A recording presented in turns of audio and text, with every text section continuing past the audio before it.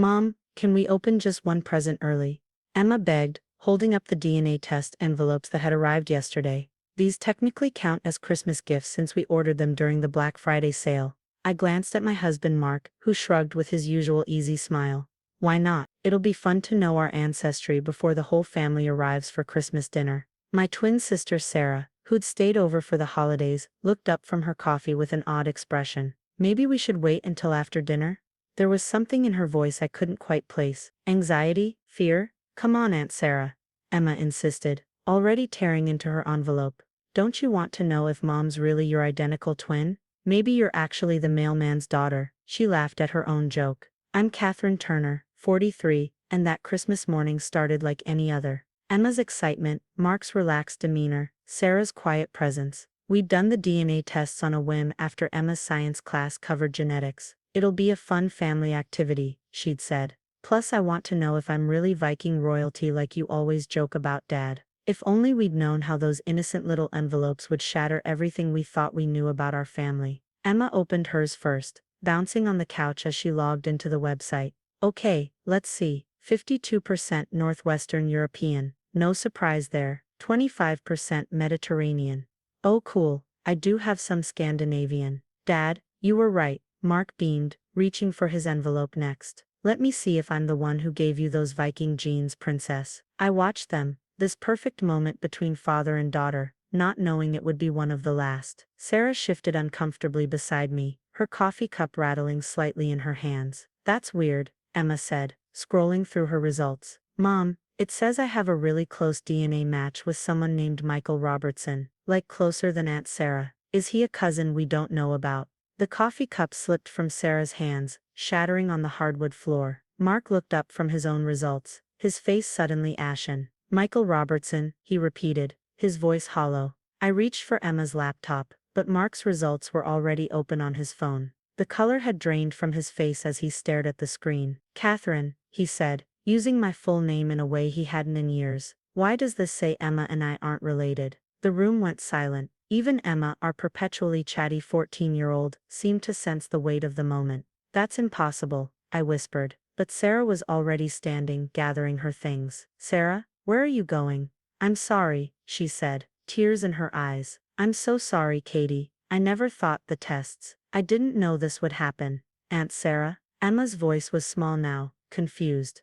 What's going on? Mark stood up slowly, his hands shaking. Michael Robertson, he said again, and this time I recognized the name. My sister's boyfriend from college, the one she dated right before I met Mark. Catherine, please tell me this isn't what it looks like. But I couldn't tell him that, because I didn't understand it myself. Emma's DNA matching closer to my sister's ex-boyfriend than to her own father. Mark showing no genetic connection to our daughter. Sarah's guilty tears. Sarah, I said, my voice sharp now, what did you do? But my twin sister was already at the door, her overnight bag clutched to her chest like a shield. I'm sorry, she repeated. I never meant it was just supposed to be once.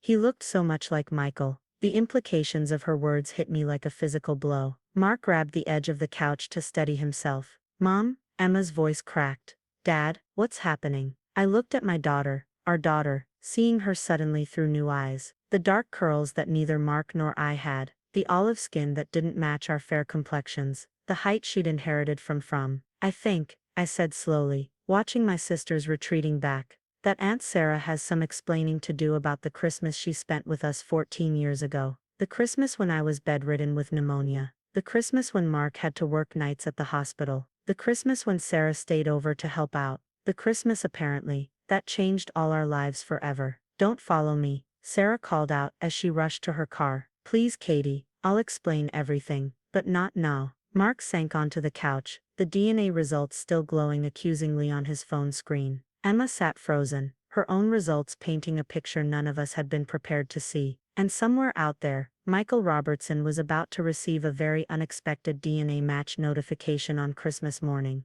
The next few hours were a blur of tears, accusations, and deafening silence. Emma had locked herself in her room, while Mark sat in his study, staring blankly at the wall. I kept calling Sarah, but each attempt went straight to voicemail. We need to talk about this, I finally said, standing in Mark's study doorway. The Christmas tree lights reflected in the window behind him, a mockery of the festive morning we'd expected. Talk about what, Catherine? His voice was flat. About how our daughter isn't mine, or about how your sister, how she. He couldn't even finish the sentence.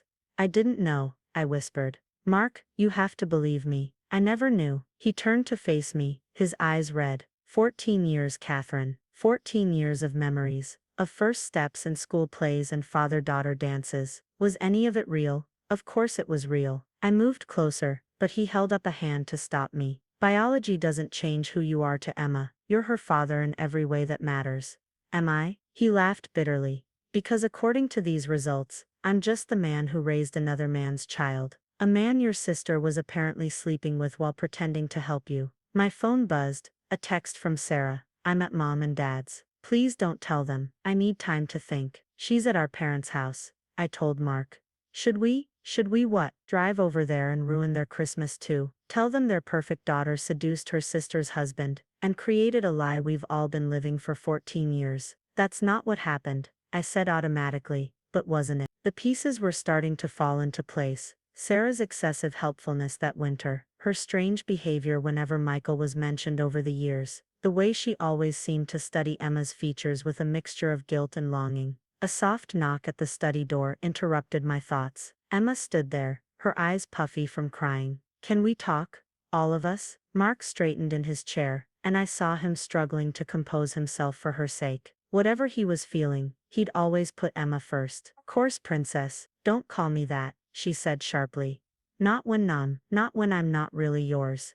Emma, I moved to her, but she stepped back. I've been doing research, she continued, holding up her phone, about DNA matches and genetic relationships, and I found Michael Robertson on Facebook. My heart stopped. Emma, please tell me you haven't contacted him. No, she said, but I know who he is now. He's a doctor in Boston. He has 3 kids who look like me. Her voice cracked, and Aunt Sarah is listed as a friend on his profile. Mark stood abruptly, walking to the window. Have they been in contact this whole time? I don't know, Emma said, but his oldest daughter has the same birthday as me, just 3 years younger. The implication hung heavy in the air. Had Sarah's relationship with Michael continued? Were there other secrets waiting to be uncovered? I think, Emma said carefully, we need to talk to Aunt Sarah, all of us. No. Mark's voice was firm. I can't look at her right now. Dad, Emma said, and I noticed she'd gone back to calling him Dad. I'm angry too, but I need answers. We all do. My phone buzzed again. Another text from Sarah. Michael knows. The DNA match notified him too. He's asking questions. Of course he was. How could he not? Somewhere in Boston, another family's Christmas had just been upended by our DNA test results. He knows, I said quietly, showing them the text. Michael knows about Emma. Mark slumped back into his chair. Perfect, just perfect. Merry Christmas to everyone. Emma moved to his side, hesitating before placing her hand on his shoulder. You're still my dad, she said softly. DNA test or not, you're the one who taught me to ride a bike, and helped me with my science projects, and scared away the monsters under my bed. That's real. That's what matters. I watched as Mark's composure finally broke, tears streaming down his face as he pulled Emma into a hug. I love you, princess. Nothing will ever change that.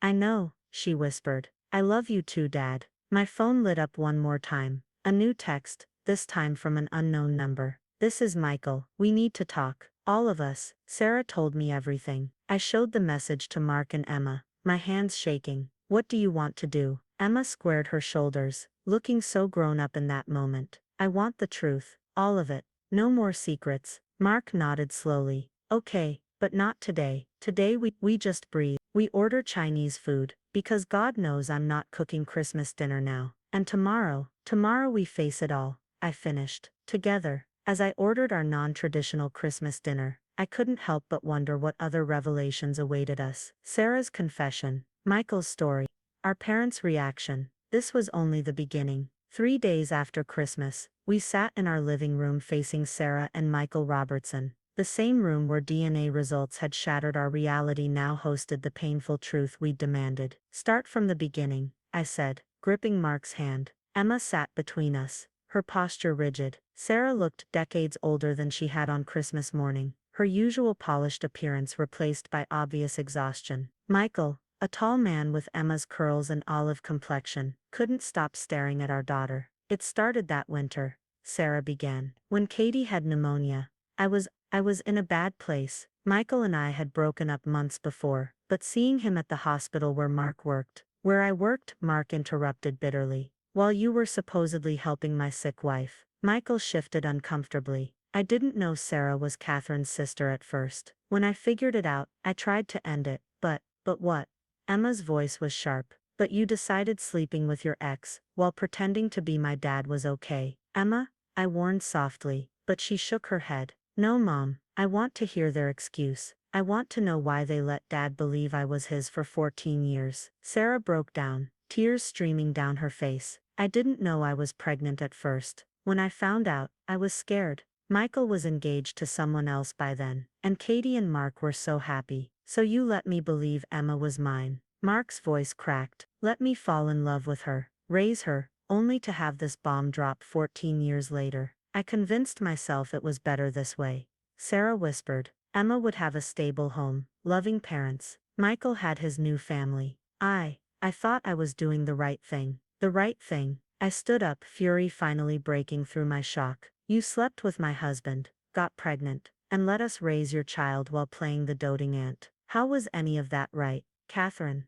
Michael interjected. I know we can't undo what happened, but we're here now. We want to make this right. Make it right. Emma laughed, a hollow sound. How exactly do you plan to do that? Are you going to erase the fact that my entire life has been a lie? That my aunt is actually my mother? That my cousins in Boston are really my half-siblings? The room fell silent. Sarah reached for Emma, but she jerked away. Don't, Emma said. Just, don't. You had 14 years to tell me the truth. Both of you did. Instead you let me grow up calling another woman mom, and loving a man you knew wasn't my father. But he is my father, she continued, turning to Mark with tears in her eyes. DNA or not, you're my dad. You chose to love me every day. They chose to lie. Mark pulled Emma close, his own eyes wet. Always, princess. Nothing changes that. Michael cleared his throat. Emma, I know this is overwhelming, but I'd like the chance to know you. My other children, your siblings, they'd like to meet you too. Your other children, Mark said quietly. The ones you actually claimed. The ones you didn't abandon. Sarah stood up suddenly. I need some air. She rushed out onto the patio, and after a moment's hesitation, I followed her. How could you? I asked my twin, my best friend, my betrayer. How could you do this to us? I was jealous, she whispered. You had everything, the perfect marriage, the beautiful home. Even when you were sick, you had Mark's devotion. I wanted that, just once. I wanted to be you. So you became me in the worst possible way. The pieces clicked into place. That's why you stayed over so much. You pretended to be me with Mark. Her silence was answer enough. Behind us, through the window, I could see Emma showing Michael her school photos on her phone. Mark watching with a mix of pain and protection. I'll never forgive you for this, I said quietly. You didn't just betray me. You betrayed Emma. You denied her the truth about herself for 14 years. I know, Sarah replied. But she had a better life with you than she ever would have had with me. That wasn't your choice to make. Inside, Emma was standing up. I need time, she announced to the room. I can't process all of this right now. Michael, I'm not ready to meet your other kids. Maybe someday, but not now. Michael nodded, understanding in his eyes. Take all the time you need. We'll be here when you're ready. As they left, Sarah paused at the door. Katie, Mark, I'm so sorry. Sorry doesn't fix this, Mark said. Nothing fixes this. Just go. When they were gone, the three of us sat in silence. Our family forever changed but somehow still intact. Emma leaned against Mark's shoulder, while I held her hand. What now? She asked quietly. Now, I said. We heal, together, on our terms. Mark kissed the top of her head. And we remember, that family isn't about DNA, it's about choice. We chose each other 14 years ago, and we choose each other now. Emma nodded, tears falling. I choose you too, both of you, always. Outside, snow began to fall, covering our Christmas decorations in a clean white blanket. Sometimes I thought, the most painful truths can lead to the strongest bonds. Our family wasn't what we thought it was, but maybe, just maybe, it could be something even stronger. Because in the end, love is a choice, And we chose each other. The end.